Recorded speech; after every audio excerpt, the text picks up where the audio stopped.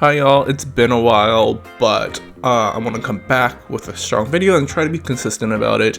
One of the projects I'm wanting to do is actually eating healthy and trying to plan out my meals on a regular basis and see how often I follow through with them. So this is my week of me trying to plan for some food, and it was Monday through Thursday because Thursday was we're leaving for a trip. My goal is always to have protein, carbs, and veggies. Sometimes that's not possible, but that's okay. On Monday, my goal was to eat lemon basil pasta with some chicken, zucchini, and squash. I'll talk more about each meal from each video, and sometimes I'll get to all the meals, sometimes I won't. We'll just see how this goes.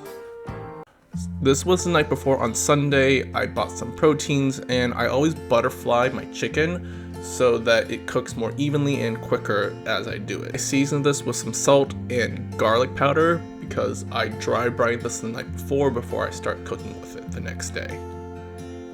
At this point, I just put it in the container and put it over the fridge over the night. This is the next day. I decided to start prepping my food and cutting the veggies. That's the first part of it. I chopped off the top and tail and then try to slice this as evenly as possible, but I'm home cook. I don't really care too much because it's just important for me to get the food in my stomach. Crush up some garlic, and one of my favorite things is just to smash it and really quickly and then finally chop it up, so I have diced garlic. Just to cut up some basil. I didn't do a really good job, but I didn't really care too much. I would encourage you to use a good amount of it.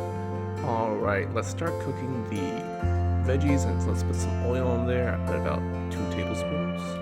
So cooking the veggies is pretty simple. We just do that, add some salt, some peppers, and of course I like to add a little bit of lemon in this, and I cook this for about 2 to 3 minutes, just stirring it up once occasionally. I always cook my veggies since it's bulk in batches when I can. Sometimes it takes a little bit longer, but it just depends on what you want, and I wanted this to be a pretty nice meal, so I wanted to cook this in batches. The pasta should be done, so you should have just strained it, and from there we're going to cook the chicken in that pasta pot because it is easier to do and easier to toss out everything else. I just put some oil when it's hot, lower the heat to medium, and then fry both sides. From there, it shouldn't take like 2 to 3 minutes inside. I usually can tell when things are ready by the edge and it's cooked, and then I flip it usually from there.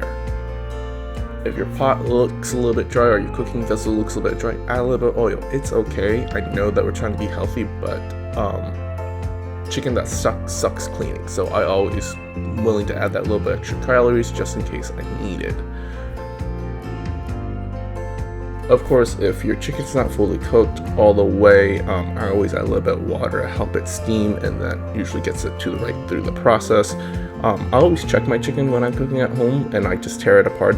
I know you're not supposed to, but I really don't care. I'd rather eat safely than not, and it's my food. No one else is going to be looking at it, so who cares? Of course, you should cook your chickens in batches. I cut up 4 chicken breasts, so I'm cooking for 2 batches. The other reason why I cook in the same pot is so that I have all that fun. I'm going to add a little bit of oil in there and cook off the garlic right now. Garlic only really needs like 30 seconds, so you don't need to cook it for too long. From there, I add in the veggies, and then I'm going to add in the pasta, the cheese, and the pasta water, and stir. I should have actually added more cheese to it because that's a very standard way of doing this, but I wanted to be a little bit healthier, so I didn't. The more cheese allows more time to emulsify and make this nice velvety sauce. You could of course do that yourself. I finish off this meal with a good squeeze of lemon and some of the basil on top to mix through. Alright, the last thing to do is just cut up the chicken and put the pasta on the plate and serve. Enjoy the meal.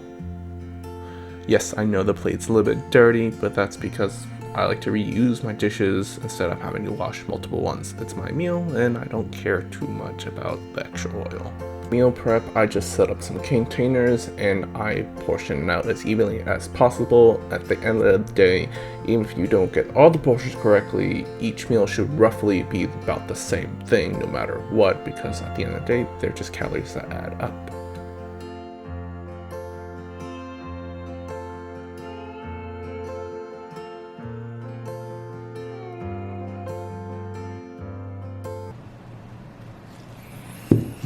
Alright, let's eat actually. This is my first time really making this recipe, but I like it. I enjoy it.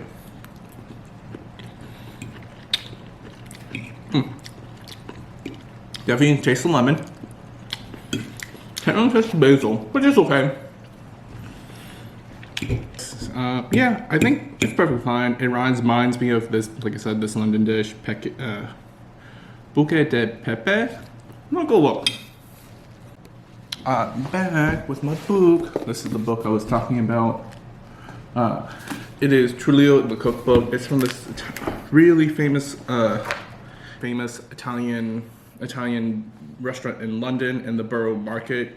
It is they're really known for this dish called peachy cow de pepe. I think that's how you pronounce it. I'm really butchering it. I'm really bad at it. But it's basically the same dish. I'll show you some photos of that. But it's the same dish. Added some lemon, added veggies because that was actually really important to me. And overall, it's pretty good, pretty healthily made. Not too much oil, not too much fat. I'll put the macros of how much calories, fat, and carbs and protein that were in this. But yeah, let me go enjoy my dinner before my cats, well, one tries to eat all my food. So here's the macros for this. It's about 607 calories, 53 grams of carbs right here. All this was done on MyFitnessPal. Thank you for making it in, and if you're wanting to continue this journey of learning how to make food and also explore food, subscribe, follow me on Instagram at foodwbin, and of course, see you guys later. Bye y'all!